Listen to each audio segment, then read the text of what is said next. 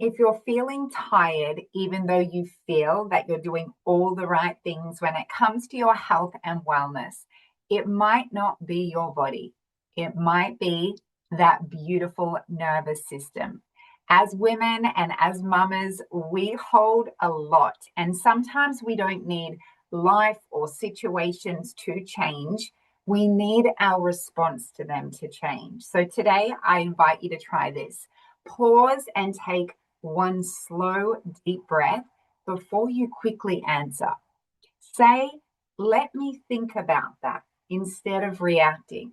Step outside for 2 minutes and feel the sunshine on your eyelids and start inhaling and exhaling through that beautiful heart space.